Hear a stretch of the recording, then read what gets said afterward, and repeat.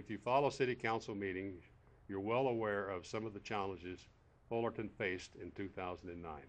Not surprisingly, we expected many of these same challenges will continue throughout 2010. Clearly, as a direct result of the recession, the city's revenues have noticeably declined from what they were only 2 or 3 short years ago. All of the largest sources of revenue that the city depends on for essential public services, revenues such as property tax, sales tax, and hotel occupancy tax, are diminished from their 2007 levels.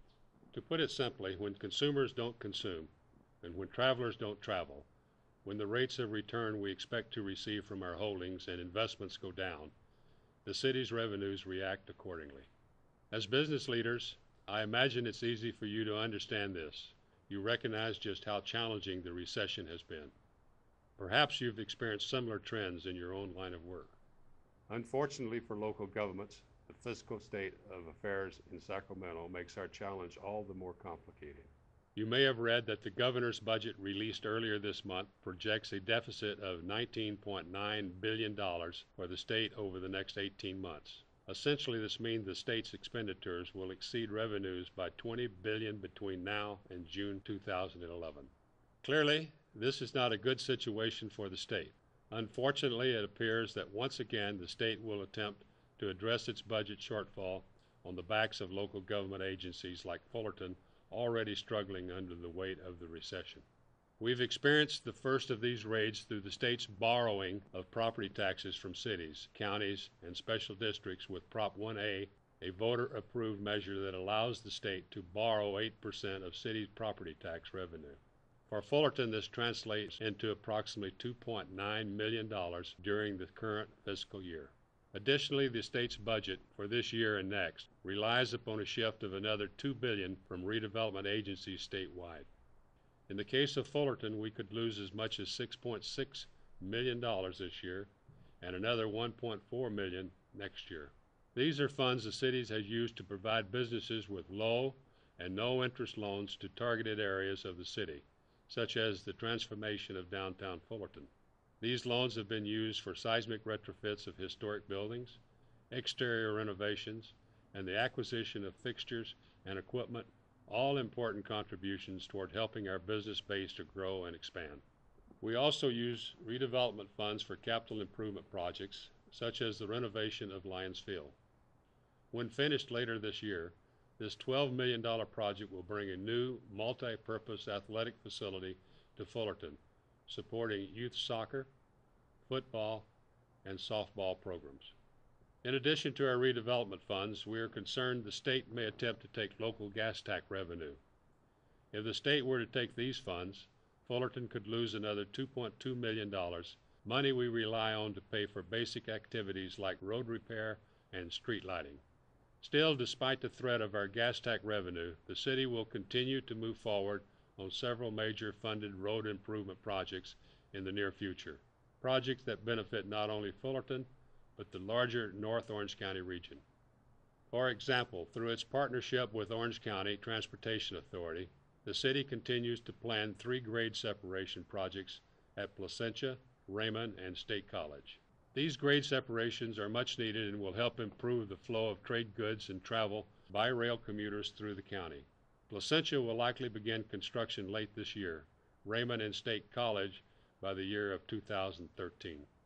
It's important to note that while the recession and the state budget have been, and will continue to be, topics of great interest, a little perspective affords Fullerton at least a measure of guarded optimism.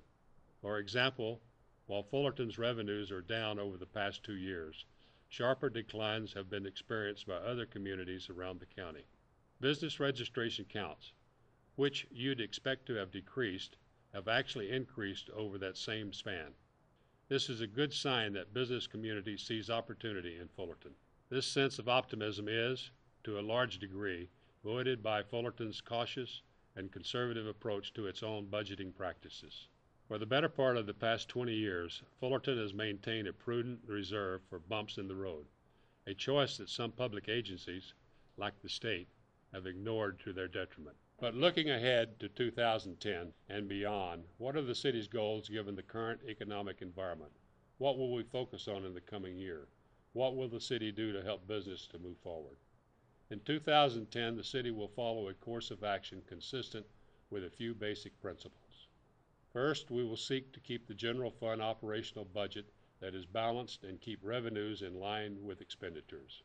Our current budget left vacant positions open, provided no pay raises to employees, and deferred certain capital expenditures, such as the purchase of equipment and city vehicles. This is a step in the right direction, but the deteriorating economy and the threat of state raids mean that this will not be enough in 2010. Accordingly, we've asked our employees to accept pay reductions that will help the city maintain a minimum 10% reserve. Many of our employee units have already agreed to this request, and we continue to work with the remaining units through the meet and confer process. We hope an agreement will be reached with those units soon. Further, the city will have financial constraints at the forefront as part of its review of the 2010-11 budget. This year's budget review will be more detailed than ever and will include consideration of scenarios that involve spending cuts of 3% to 10% in each city department. That review will be open to all during special meetings scheduled to occur in March. The second focus for the city in 2010 will be to continue to make strategic investments in Fullerton's infrastructure. These investments not only benefit our residents, but also create an environment where people want to live, play, and raise a family.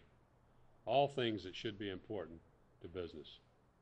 In addition to those capital projects mentioned earlier in the presentation, the city will break ground or continue the planning of several key projects around town in 2010. For example, you may have heard the Fullerton Main Library will undergo a renovation and expansion beginning this summer. This $10 million expansion is fully funded by redevelopment bond proceeds already held by the city. The project will add 6,500 square feet of dedicated space for reading and meeting rooms, incorporate new technology into service deliveries, and include space for a new coffee shop. Likewise, the city will continue upgrades to its aging sewer and water infrastructure. The current capital improvement plan calls for $4.5 million in sewer line upgrades, as well as $2.5 million in water line improvements through 2011. The third focus of the city in 2010 will continue to be promotion of business assistance programs.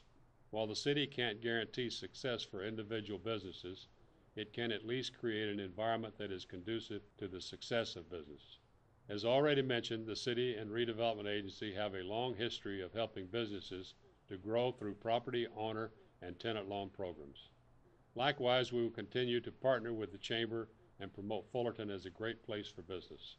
I'm pleased to say the third annual Fullerton Business Expo, scheduled to occur March 26th here at Cal State Fullerton, is a great example of that partnership spirit.